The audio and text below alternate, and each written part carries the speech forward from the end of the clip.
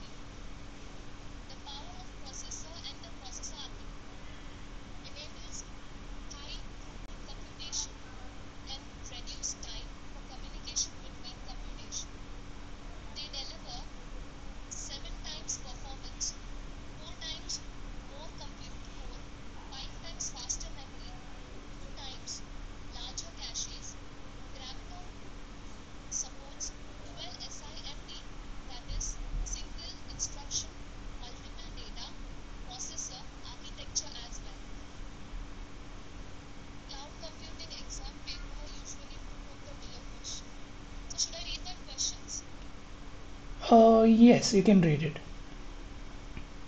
Differentiate between computation and communication with context to cloud computing.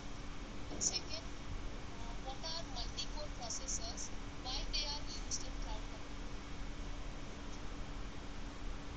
computing? Okay. So yeah, thank you, Priscilla. You can stop presenting your screen now.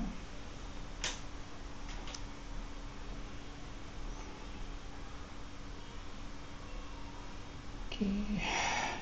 Yeah, Nikhil, I'm recording. So I had forgotten earlier, but while Priscilla was reading, I remembered recording is important. I keep forgetting. So thank you for reminding me, and I am already started recording. Okay. So with this, first let me present my screen.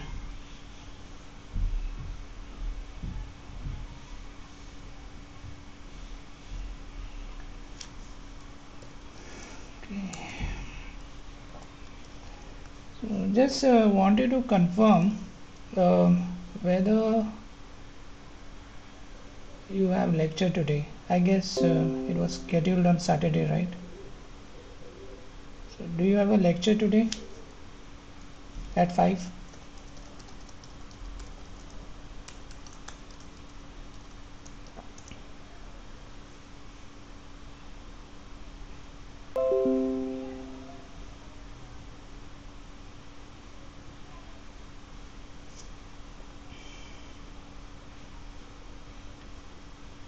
Oh, okay. Oh, that's great.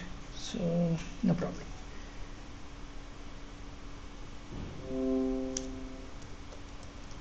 Oh, I've already opened Paintbrush. Did I?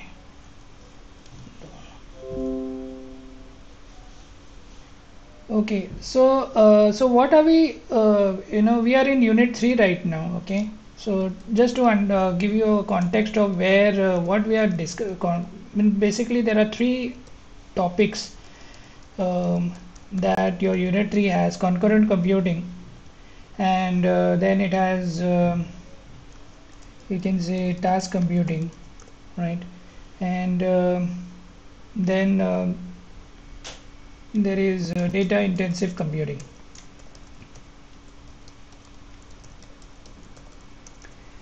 These are the three topics which is left in Unit 3, and what all of this uh, basically is related to is what we are talking about somewhere in all the three topics is about parallel computing in some way. Okay, so all of these three is dependent on your also the knowledge of little bit we have to know about parallel computing, and parallel computing we have already covered in Unit 1, and there are lectures on parallel computing which is already uploaded. It's a last year's video, but it is still there, and the presentation is there, the blog is there. So I thought we should we should revisit parallel computing, and then it will be easier to jump into all these three, and it's all connected. So you have to understand parallel computing. So parallel computing is what you're going to be talking about in the next few lectures. Okay. So this remember, so in parallel computing, we are looking at concurrent computing, we are looking at task computing, we are looking at data intensive computing. So there are different types of computing. Okay, so as far as the questions are concerned, as we have already seen one question on computation and communication, what is the connection between the two? How does it affect the performance of a program? And there's also a question on task computing, and then on data intensive computing also there's some questions which come up. So when we come to this particular blog, it's a separate blog on task computing that you will come to know the questions that are asked in task computing and data intensive computing. But at least I've seen definitely 3-4 questions that show up in your exams. Each question is like 6 marks. So, and in parallel computing, they ask you about multi-core processor. That is a question they come up. Okay. So, can you all see my screen? I did not ask. Is everybody able to see my screen?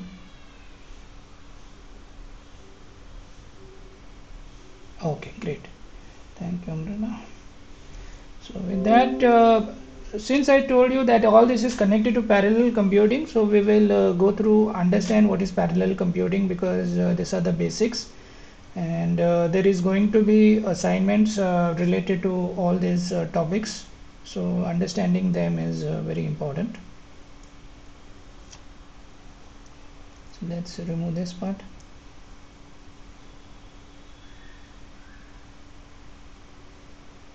So when we talk about parallel computing, it's 2 words, right? One is we are saying it is parallel, and the other word we are saying it is computing. So when we say computing, what it means is to execute a program, or maybe a machine instructions. A program, everything is every program is made up of machine instructions, and that machine instructions runs on your machine, right? And where does it run on your machine? It runs inside your processor, and inside the processor we have a core. So that's where your machine instructions are running. So that is what computation means, to execute a program which is consisting. So let's kind of maybe remove this. How do we remove this? Struggle with paintbrush at times. Okay. So this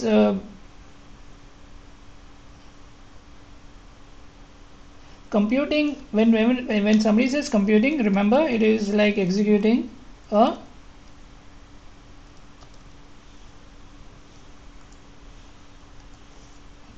executing a what? A program.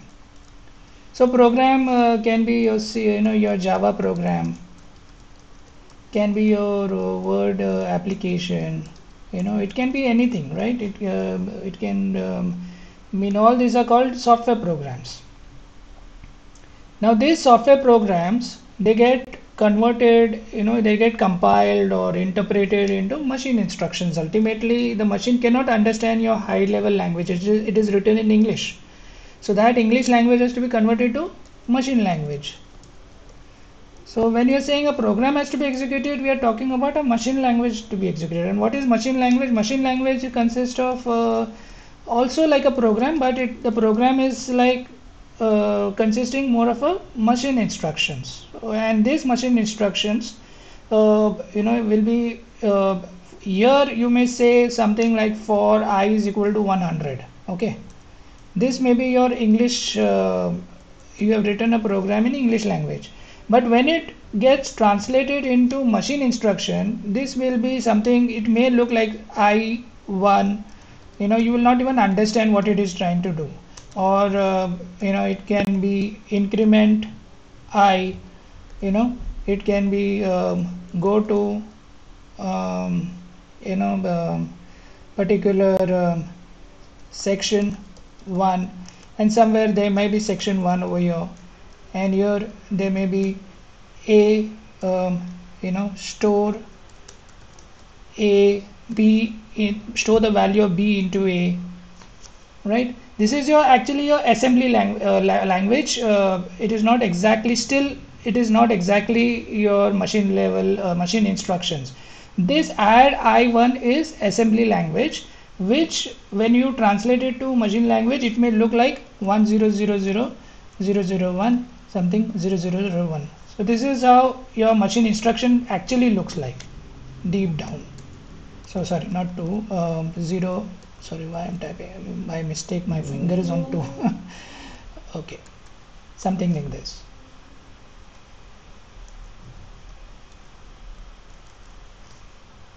So this may be something like,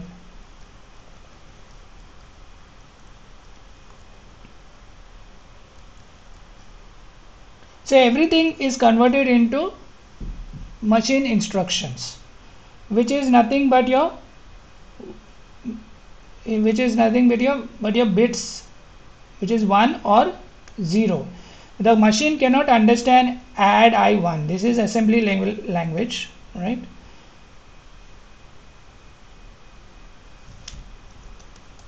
This is assembly language, which also gets converted to machine instructions. This is your actual machine instruction.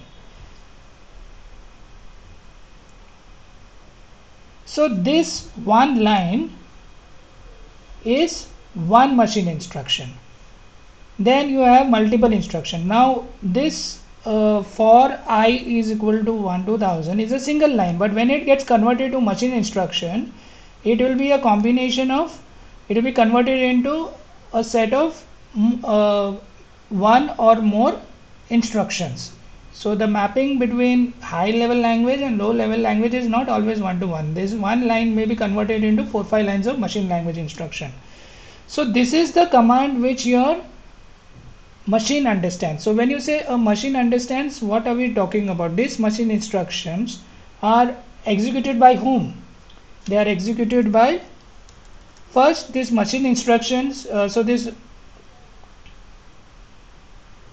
Let me remove some part of the screen.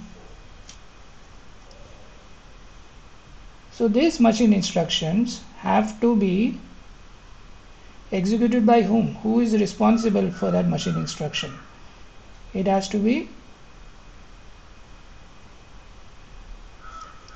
a processor. And processor, at this point, your software instructions is converted into hardware instruction. So you can say your machine instruction is your hardware instruction. Okay, this instruction is what hardware understands. Above this, what all you programs you write, add I1 or for I is equal to 1 to 2000 is software. So ultimately your software instructions are converted into hardware instruction, which is like machine instruction. So each instruction is given to one processor at a time. So a processor, one instruction will go. So the processor, what it can do is first, before executing the instruction, it has to save the store the instruction somewhere so that it can know this is the instruction to be executed. So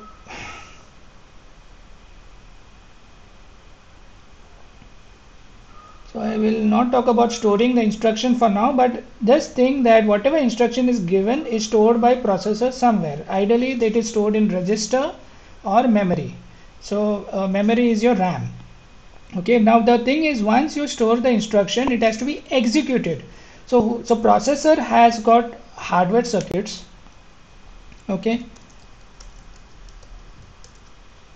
which can do simple instruction like add and multiply, so everything is ultimately converted into, you can say, almost like mathematical operations performed by electronic circuits.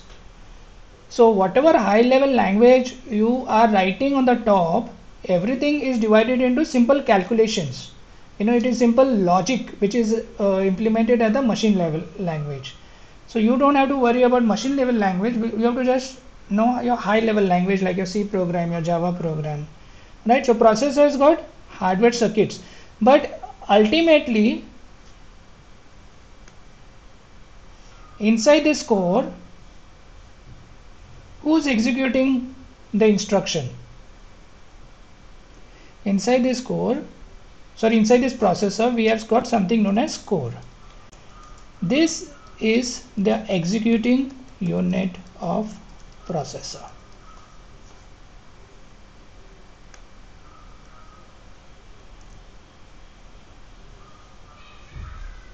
Okay, so you realize how your computing, what computing means? Computing means to execute a program which gets converted into machine language, which machine language is nothing but a set of machine instructions. This machine instruction, we pick up one instruction at a time and give it to the processor. Who gives it to the processor? That everything operating system manages, right? The operating system like Windows is going to run all your programs. So your machine may be running Word application, Excel application. Both applications have a different set of instructions. So your operating system keeps on taking one instruction at a time from one program and then giving it to the processor. So the duty of the processor is just to execute the instruction, take the input data and give the output data. So the output data may be stored in memory or your registers. So all your program ultimately is stored in memory, or internally processor inside the circuit, inside the circuits they have registers also over here. Registers are like simple you can say a memory block where which is like small, very small, to store a instruction and input and output. Okay, so instead of going to the memory all the time, so initially processor may go to the memory, pick up the instruction and store it in the register, and then from the register it doesn't have to go to the memory again. Then next time it picks up from the register, executes it, gives it to the core, and the core will execute the instruction and give back, update the register and give it back to the processor. The processor may give back the result to the memory. The memory may ultimately be read by the program. So you see there is a continuous action between the software, which is consisting of machine instruction, where the data input is coming over here, then the processor executes it, gives it the output, ultimately it goes in the memory, which is RAM. So the more the memory, the more the instructions, more number of instructions you can be stored in the memory. And if you want to execute more instructions at the hardware level, then you will definitely require more cores.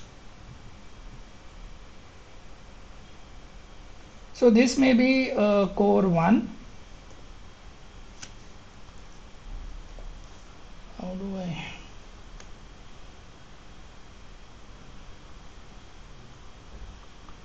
Right, and if you have noticed, it depends on your processors. Processors can be dual core or quad core. So if it is a dual core, then you will have two cores inside, core 1 and core 2. So now how many instructions can you execute? The processor can pick up how many instructions? 2 instructions, machine instructions, give it to the processor. The processor can execute, give one instruction to core 1 and give second instruction to core 2. And if it is a quad processor, it can give to core 3 and core 4. So you have 4 cores inside your processors. So this is how you can, in a quad core, so as I said, processor, initially when computers were manufactured, they were all single core, earlier day computers. Okay, so you have to know what type of computer with what type of processor you've got. You can check in your systems. Okay, maybe, I don't know, can I see over here? Let's see.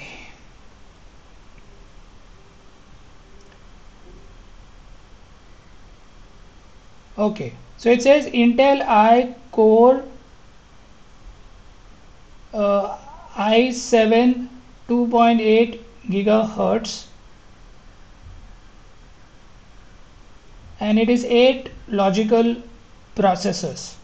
So 8 logical processor, I'm assuming now logical processor is the same as virtual processor. So when we are talking about logical processor, we are talking about cores. So I'm assuming there are 8 cores inside my, for example, in my in my machine. Okay, so I'm just not very sure about logical processor, but we'll figure that out. But what you need to understand it is this one CPU has got, oh sorry, this is 4 cores and it is given 4 cores. So it is a quad core and it is 8 logical processor, means one core is behaving like 2 processors. Okay, so my machine is a quad core which has got 4 cores, which is again divided into, which is made up of 8 logic. I think I understand what is happening over here, what they are talking about.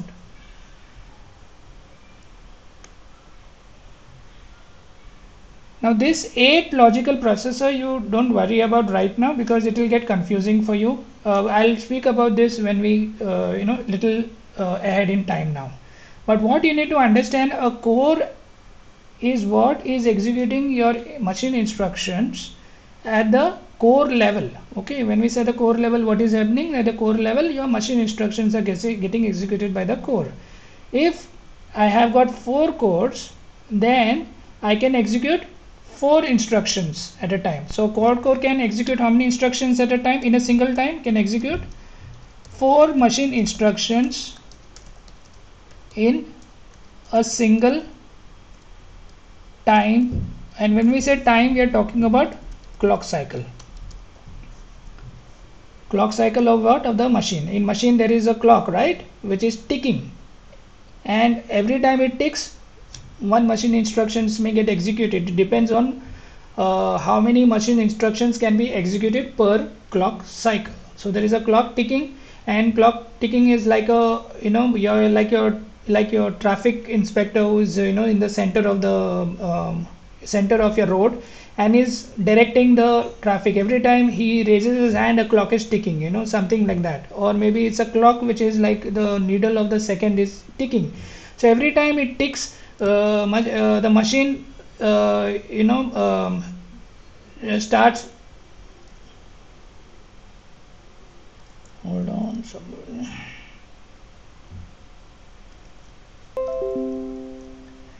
So every time your clock cycle ticks, the machine is ready to start again. It is like the new race or new new set of instructions. So it is moved on to the next step of the process. So the clock is the center of everything depends on the clock inside your computer. Every time it ticks, everybody becomes awake, they do their duty and they come back. Then the next tick clock cycle, another something else will happen. But the important thing to know is, instead of now one machine instruction getting executed in a single time, now we can execute 4 machine instructions. This is one type of parallel computing. Okay, so where is this parallel computing happening? It is happening at the hardware level. So it is why this parallel computing was possible? Because my hardware architecture is supporting it. If my hardware did not have multiple cores, how can I execute multiple instructions? So it is a parallel hardware architecture that is supporting my parallel computing. So if I have multiple programs in my computer, I don't have to worry how to run it parallelly. That operating system will take it and it will know intelligently how to use the cores. So you have to know which operating system is going to be good at managing cores. All modern applications definitely they know how to distribute a program and among different cores and execute it at the same time. Now here we spoke about executing 4 machine instructions, right? And we are using a parallel hardware architecture. So what is this parallel computing? Which parallel computing? Is it multitasking? Is it multi?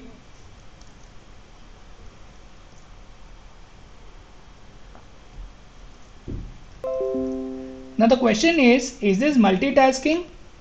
Is this multi-threading or is this multi-processing? Any answer?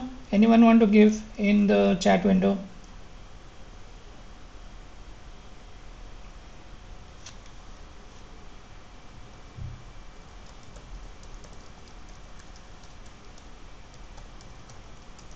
Multitasking multi-threading or multi-processing? What it is? Any answer?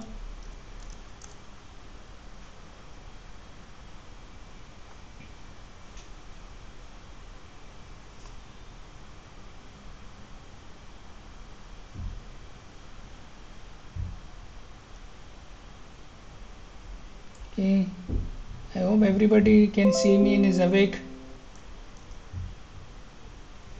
Can you hear me, everybody?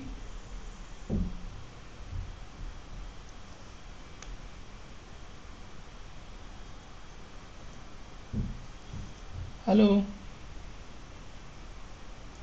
Okay, okay, no problem. So let's get back. So this is an example. This is not multitasking. This is not multi-threading. This is multi-processing, because there are multi-processors, right? So remember, whenever somebody is saying a processor, they are mostly referring to the core, okay? So even though there is one processor and that is the the name given to the processor, we still call the core also as a we still call the core also as a processor. When you create a virtual machine on the cloud, sometimes this is called vCPU, virtual CPU, which is not the real processor. The real processor is this over here, okay, the right on the top. So this is the real processor. Now this processor is like a strong processor with 4 cores, but when we are allocated processor, we are given cores. We are not given the entire processor. Giving the entire processor would mean giving the entire almost like giving the entire machine. So this is like virtualization is achieved at the core processor level, where I may have 4 customers created 4 different machines, right? So each customer I will assign 1 core. So that way I'm sharing all my cores between different customers. So this is also called multi-tenancy at the hardware level. So we have already spoken what multi-tenancy means, how to share the physical resource. So this is like sharing the physical resource or the physical hardware or the physical cores of the processor between different customers, and that is how cloud does virtualization of the processor level. So this is called multi-processing. Okay, remember the word. This is not multitasking, or this is not um,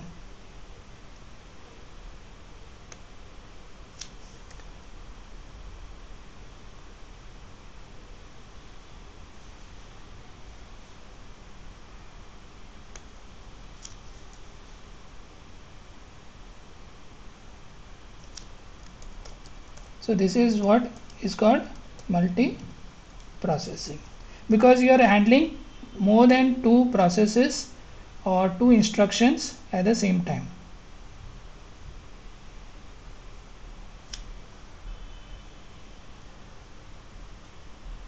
Okay. So the question is now, when we had a single core, how were we able to do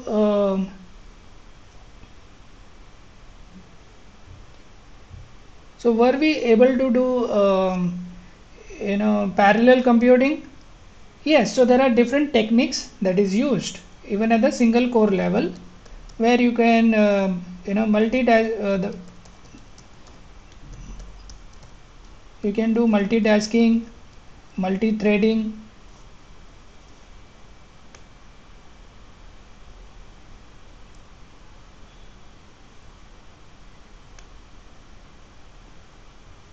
Right, at the single core level. So in the earlier days, when computers were developed and operating system was developed, we were using multi-threading, multi-tasking, but this is all at the software level. Okay, this is software, you can say software, parallel software architectures.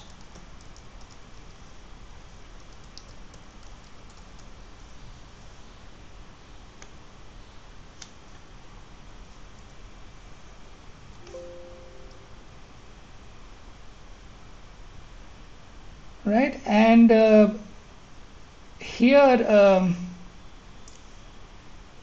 what is this? This is parallel hardware architecture, and this is parallel software architecture, which means parallelism is achieved. Means parallelism means at this, we are doing two things at the same time. So that is where the word parallel comes in, right? There is something going on. There is let's say two railway tracks, right? If there are two railway tracks, on one railway track one train may be running, right? So let's put a train over there. So your one train must be running over here. Can I use a brighter one? Yellow. So your one train must be running over here, and then you have another railway track,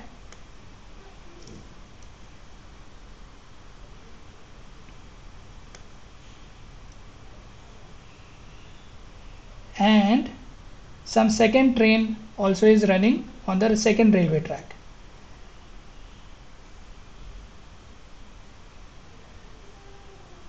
So let me save this.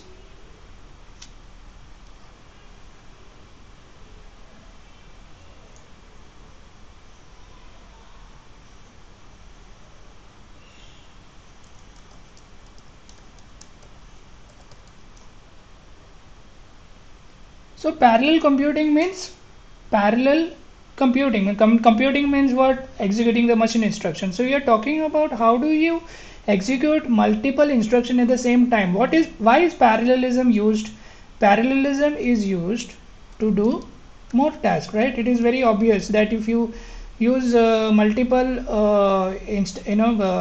tracks to run the different trains, you can run more trains. So it is to do more tasks, or to run or maybe run more instructions, right? It can mean anything.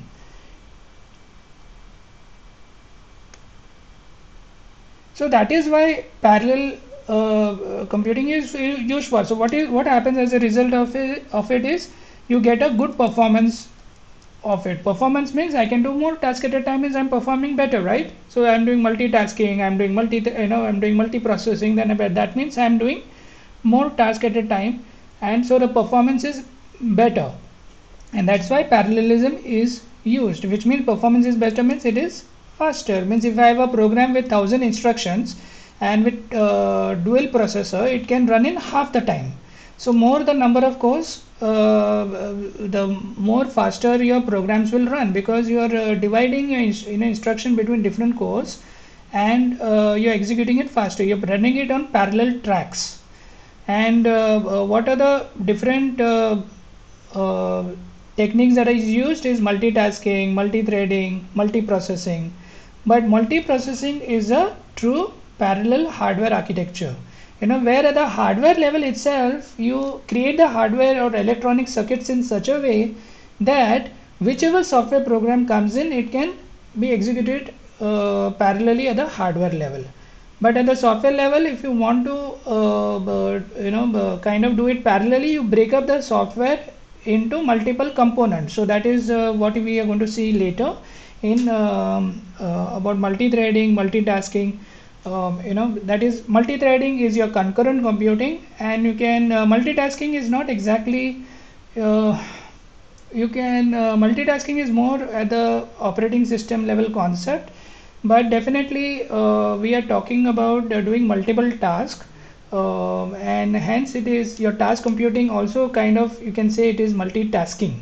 Okay, but when we talk about multitasking, it refers to the multitasking capability of operating system. If you have studied your operating system, how operating system manages multitask, different applications like Word and Excel running on your box at the same time, that is what multitasking does.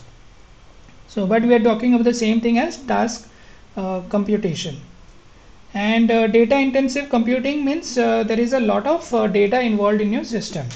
So when you say a lot of data involved in the system, it is something like big data, right? Big data has got a lot of data to be processed. There the program may be simple, but the data is too huge to manage, so in that case, how do you manage a big set of data? There will if you have instead of 2 trains, if you have got 10,000 trains and only 2 tracks, it is a data intensive computation problem. So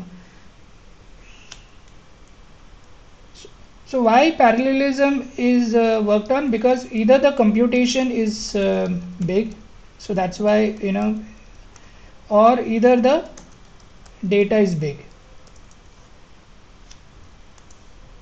If your data is big, means more trains have to more trains are there, like you need to run 10,000 trains on 2 tracks. It is a data intensive, so you require a data intensive computation solution for this kind of problems.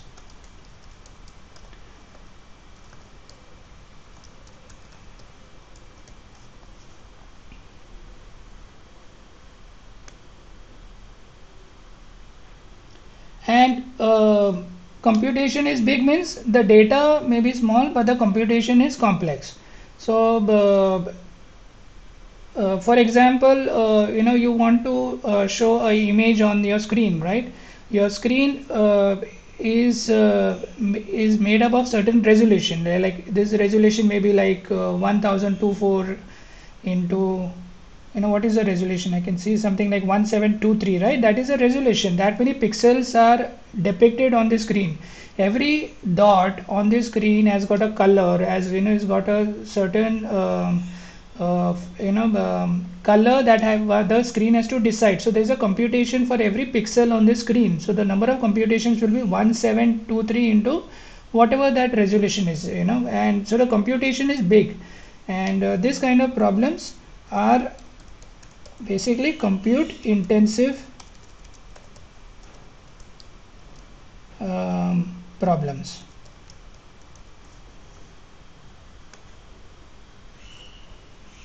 So we'll talk a little bit about this right now, but I am going to save the screen and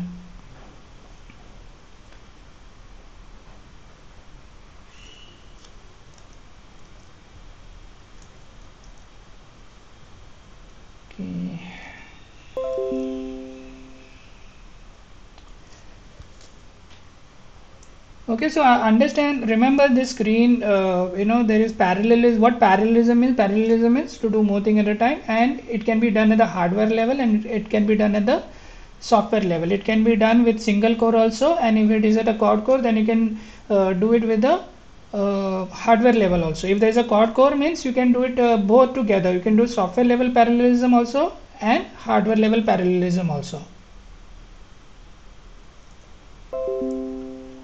Okay, so now we are going to look at different types of problems. When we say compute intense, data intense, we'll talk a little bit on that.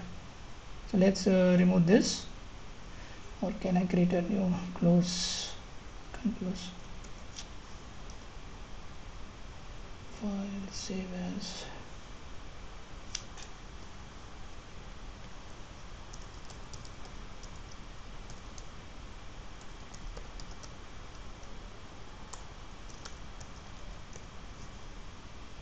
So when you go on the cloud, like AWS cloud, you can create a machine, right, over there, and that machine is called EC2, Elastic Compute Cloud machine. Now which type of machine you will require, that is your decision, whether you want a quad core, whether you want a single core, whether you want very high memory, whether you want very high storage. So you need to make a decision on storage, memory, processor, right? How many cores you want. So when you select number of processors, what you're doing is actually you're selecting vCPUs, number of vCPU. And what is vCPU? vCPU, we said it is a core. And this decision you have to make when you create any machine. How much, like I may want eight maybe one maybe 20 GB hard disk, let's say, or not hard disk, or whatever storage you have. You have elastic block storage, so you'll have a 20 GB storage. But everything works inside your memory, right? Ultimately, if your program does not run on your hard disk, right, or your storage, whatever programs are there, it has to execute in the memory. So if you're flying a rocket, your program cannot lie on the storage. If you're flying a rocket, everything is working in the memory. So your memory will has to be big enough. So I will say I'm flying a rocket. So I want at least 20 GB of or let's say make it a little less. Let's say 20 GB of memory for my program. Usually when your memory it will be something like 4 GB or 2 GB, 8 GB, and your storage will be huge because your storage contains all your programs. It is just to store your programs, files, whatever you. But when it has to execute, sorry, okay. When you have to execute any program, it doesn't run in your hard disk. It has to be first loaded inside your memory. So your memory is very important decision. How big is your memory? If your program is very big and your memory is very small, there is going to be performance issue.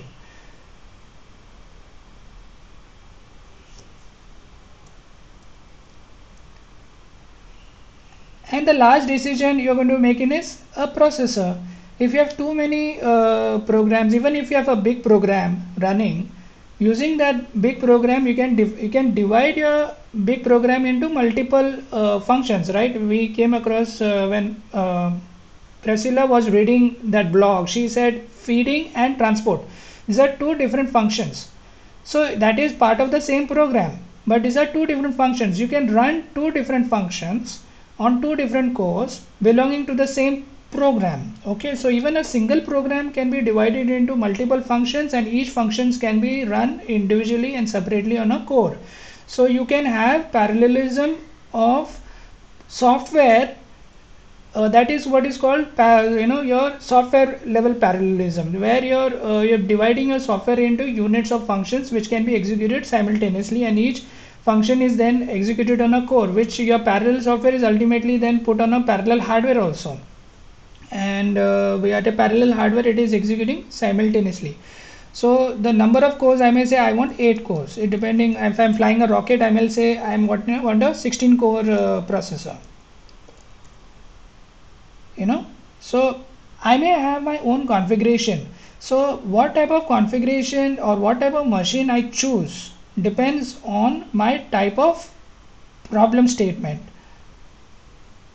So what the problem statement, it can be I'm running a web server, I'm running a container, I'm running a machine learning program, I'm doing a deep learning program. Okay, I'm doing IoT program. Okay, so it can, problem statement can be anything. So for each type of problem statement, which type of machine you should select, that that you need to decide. So it depends on the type of problems. So some problem will be compute intensive, where the program is big. Some program will be memory intensive, where you need a larger amount of memory to execute even that program. So before even we can start the program, we require the memory. So it may be memory intensive program. And there is one more type. Yeah, but anyway, we let me just, so data intensive problem statement would mean that my program is small but the data is very huge. So if the data is huge, then so let's talk about, I don't know whether to deciding. Okay, let's talk about it then. About data intensive computing, basically let's assume it is a data intensive. So I think you understood what compute intensive means. A big program running in, big program has to be executed, which has to run very fast. When you're flying a rocket, your program cannot run slow, otherwise your rocket will fail and it will blast off. So you need to your program has to run as fast as the rocket. Okay, so that is why it is a compute intensive problem. The speed is of very essence. You have to maintain the speed, otherwise the performance will get immediately impacted. If it is memory, so if it is a rocket, then it has to be a compute intensive, it is memory intensive and data intensive all at the same time. Okay, so there in that case you may not only require one machine, but you may require a group of machines. When you are creating a group of machines, we are talking about something known as clusters. So cluster is your group of machines to handle a single task, or maybe whatever, whatever task. So it may mean flying a rocket. So when you're flying a rocket, you will require maybe a cluster, a group of machine. One machine will not be enough, because more the number of machines, you remember, the more the even the storage, memory and processor will get multiplied. So instead, so you can divide your task not only on one machine, but also on multiple machines at the same time. A master program will be there, which will take care of dividing the program onto multiple machines belonging to the cluster. So this is where your map reduce architectures comes into place. There's going to be probably a question on your exam about map reduce platforms. Map reduce platform is nothing but there's a master and slave, where the master controls all the slave computers, and it distributes the different slave computer, the task among different slave computers, and each computer on each slave, you can say, is very powerful, having its own which works with a common storage, or it has its own storage, but it definitely has its own memory and processor. The storage can be common across a group of machine, but memory and processor is something which is tied to the machine. So when you are, the more the number of machines you're adding, you're also adding more number of memory units and more number of processors. And when you're adding a processor, you're also adding cores that come along with the processor. So your data intensive problems are of two types. One, it can be input output bound, and second, it can be memory bound. So what does this mean? When you say input output bound, means the data is somewhere on the storage. This 20 GB storage which I have taken is like your hard disk. So which means I have to travel, my processor has to deal with storage over here. This can mean your hard disk, this can mean your your elastic block storage. This can also mean your EFS, your elastic file storage, which you have in AWS. So which means my processor will have to travel, do lot of input output activities. When data is there on the storage, I have to pull, I don't need all the data in a single time. I just need one set of records, or maybe one table, but it is always the story. It is there's a lot of flow, you can say. There's a lot of input output activity happening between the storage and the processor over here.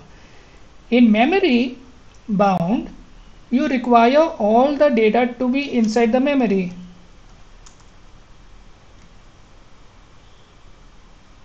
It cannot remain.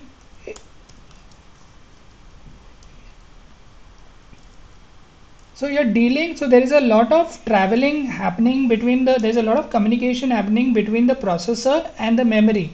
All the data, where it is fetching from, it is memory bound. It is fetching from the memory, which is your RAM. So if you have a data intensive application, data intensive applications mostly are memory bound, which means you require a lot of data to be inside your memory. Now which is faster? Is it his hard disk faster or is memory faster? Can anyone answer?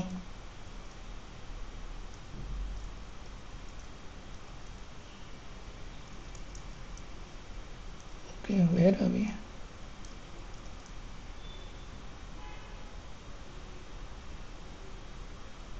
Very good answer. Memory is definitely faster, right? Memory is like your living being. Storage is like your sleeping being. You use me whenever you want to. It's like your cupboard. Your cupboard, whatever you have all the books in that. That is your storage. Whenever you need a book, you read it. Your memory is like something which is alive on your tablet. It is that book is alive, so you can read the book right there and there. So definitely memory is faster than storage. But not all applications are memory bound. Some applications can be input output bound, and some applications are memory bound. In both the cases, it can be data intensive also, which means when we say data intensive, we are talking about lot of data. It is like, let's say, 1 GB of data. Now 1 GB of data, if you're processing 1 GB of data, that is quite a bit. Just imagine your speed of the network is 1 GB per second, and the data is traveling at 2 GB per second. Your data won't, you will lose your data on the way, right, on the network, because your computer is not as fast as the speed at which data is coming in. So in that case, what you should do, you should take that 2 GB of data slowly and put it in the memory first. Make your memory big, and inside your memory, then you keep on processing 1 GB data at a time or 2 GB data at a time. So you pull all the data into memory, and then you process it in the memory. So this kind of so the technologies that we hear in your cloud market is something known as Memcache. You can say Elasticsearch. You can say Redis. All these technologies, what they are doing, they are playing in the memory. And why what they do, they keep all the data ready in the memory. If the data is ready in the memory, it means ready to be executed by the program, and which is also in the memory. So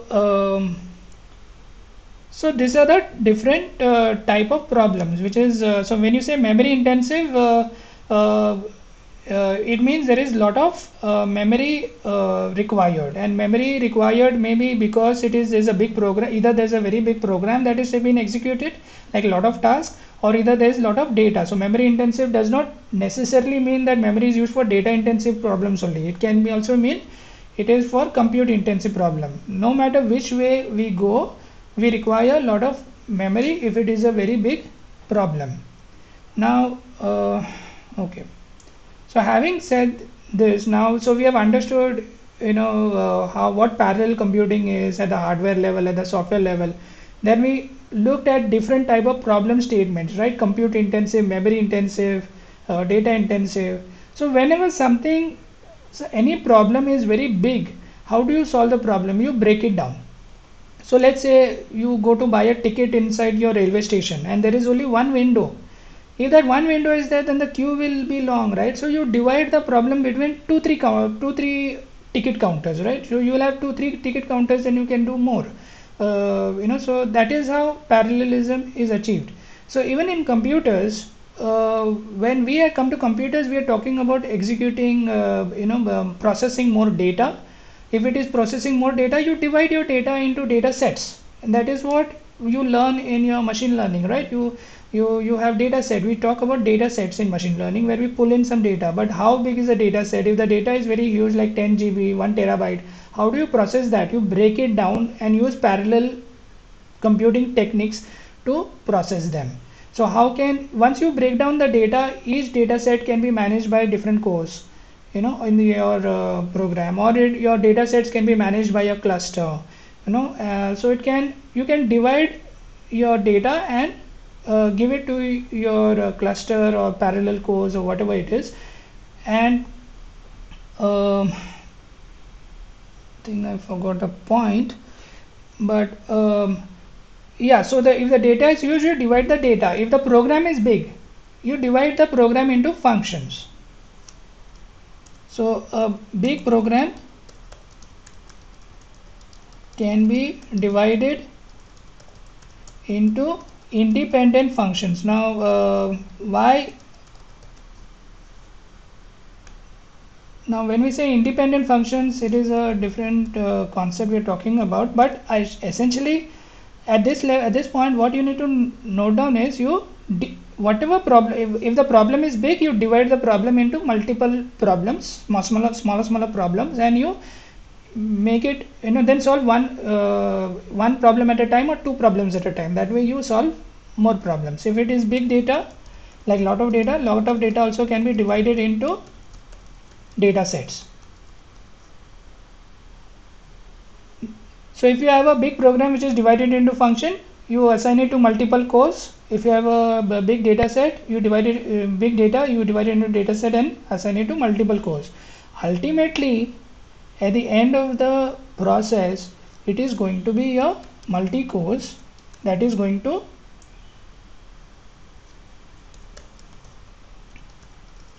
you need to somehow manage between multi-cores and memory, right? Over here. So here you require memory also to store your data in case if your data set is very big, but you require some kind of hardware architecture to support your parallelism at a higher level. Otherwise your performance will may not be as good. So as far as web server containers are concerned or virtual machines are concerned, it is not considered to be compute. You can say it is not exactly considered to be compute intensive, because these days a single core can manage your whole virtual machine. One core inside your processor itself can manage a virtual machine. So that powerful your core is. So these are, but when it comes to machine learning problem, we are we're dealing with a lot of data, or if you're dealing with IoT, we are dealing with a lot of sensors. Like let's say you have a self-driving car on the road, and there may be a lot of self-driving cars on the road in the future, right? How do you one self-driving car has to be aware about the another self-driving car, where it is, in what position it is. There has to be no accidents. There has to be a master program which kind of watches all the self-driving cars which is running on its own. It is like a very big computer program that is running on all these self-driving cars. So there's a lot of it may be compute intensive, it is data intensive, it can be memory intensive also. So this is what we spoke about parallelism problem type. So what type of problem are you trying to solve? What type of problem are you trying to apply your parallelism on? It is, so you need to know whether it is on the data, or it is on the memory, or it is on the compute. If it is input bound, then this is a how does input output works? Input output works by where the processor deals with a hard disk, right? So the hard disk is a magnetic disk or some kind of disk storage which you need to read and write, and reading and writing is a expensive operation, in the sense it takes time to execute it. So so we have to make sure our input output devices, they work faster, right? If you have a faster input output bound device, then it can read more data in a single go. So it can use something known as caches. So you can, the input output bounds can use cache technologies. So something like memory cache is there. Input output bound also can have its own cache. Cache is like your go down, it's like your data warehouse. If I have to transfer things from, let's say, Borivali to Churchgate. Now between Borivali and Churchgate there are 20 stations. So one way is you go to Borivali all the time, but other ways you have a cache at Mumbai Central, a station which is closer to Churchgate. So at Mumbai Central, you will on one day you're going to take all the material and going to put it in Mumbai Central. So between Mumbai Central and Churchgate, the number of stations will be very less. So it is like your cache technique. So cache is like your memory on the way, it is in between, it is way like a go down, it is letting you store in advance. So to read something from a cache is faster. So every time, so first time when the data has to be pulled in on the input output device, it has to go to the storage. But once it goes to the storage, when the data is pulled, the data can be kept in the cache. And so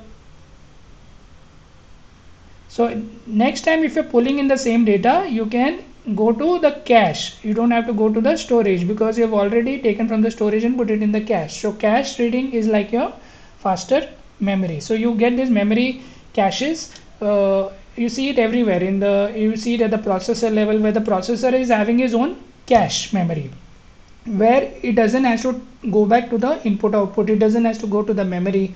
So even between processor and memory, right, between processor and memory, data is traveling. So a processor itself can have a cache over here. Cache is nothing but your memory. So as I said, it is a go down, where you keep the data ready in the cache. First time you go to the memory, but second time, first time when you go to the memory, you take the data and process it, but you maintain it in a cache because you know that this data is going to be used all the time. So what is one example of cache in websites? For example, you have you want to show, when you select a country on your website, you have to you also see a lot of states that come up, right? Like you see Maharashtra, maybe you say Karnataka, Delhi, all these states coming up. Now this data is being read by all the people coming on the website every time. It is something which is obvious that everybody is going to use this data. So why to go to the memory all the time? You may have it in your own cache, or your mem cache, or you can have it in your input output bound cache, or it can even be in your browser cache. So caches are memory units which is used by everybody. So the main feature of cache is I keep the data ready very close to me so that I can pick it up. I don't have to travel on the network, or I don't have to travel to my disk, or I don't have to travel to my memory a lot. So caches are used everywhere. So that is what is called input output cache, and then you have processor cache, and but ultimately, whatever way you break down the problem, it has to be executed on that computer, or it has to be on the computer with multiple cores, or it has to be on a cluster which is a group of machines. Okay, so that is how you can distribute the problem and achieve parallelism at the hardware level. So at this point, we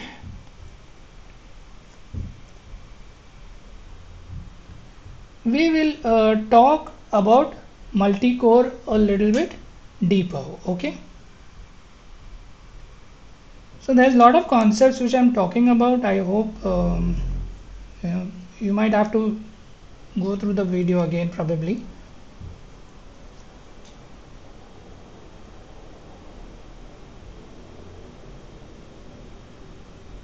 So now we are going to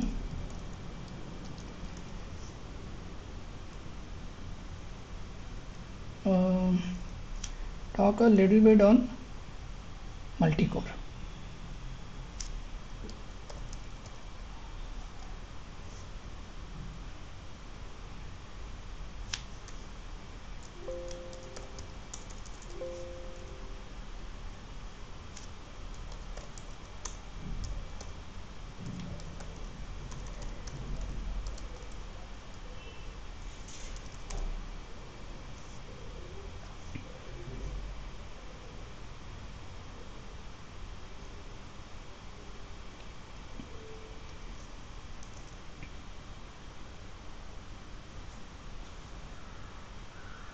Okay, so I'm feeling a little tired right now.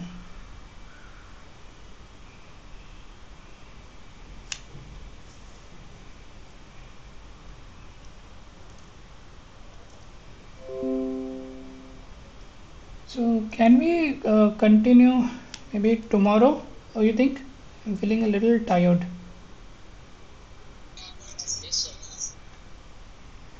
Okay, so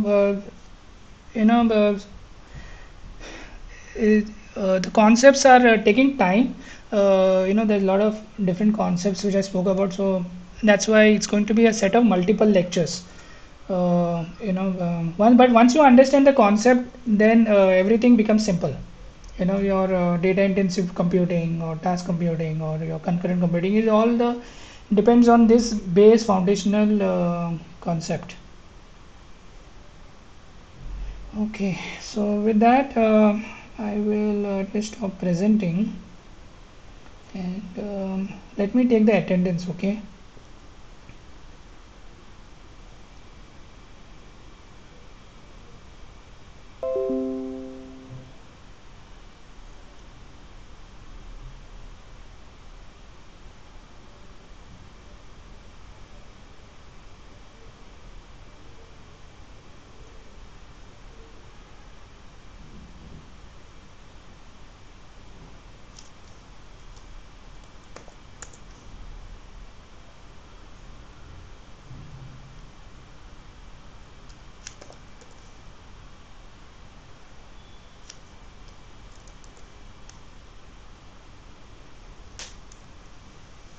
Hold on. So you have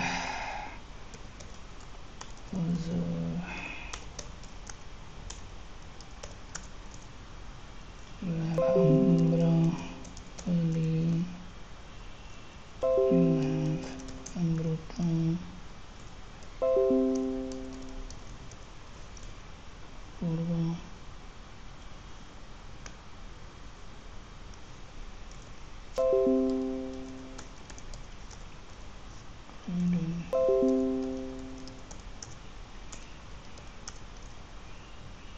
you have Goody, you have Harsh, Karthik, Nikhil,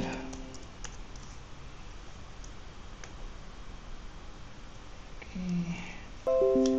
You have Niyati,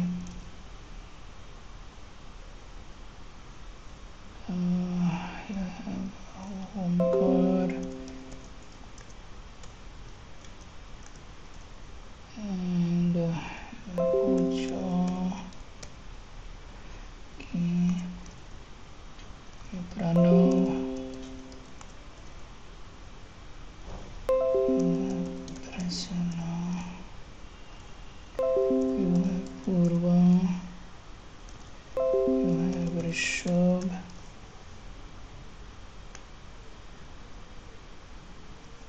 you have Shabir,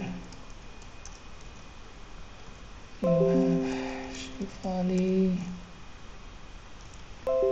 Shubham,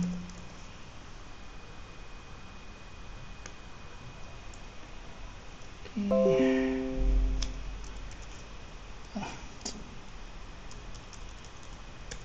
Then you have Suraj, you have Vijaya. Today's date is October 24th.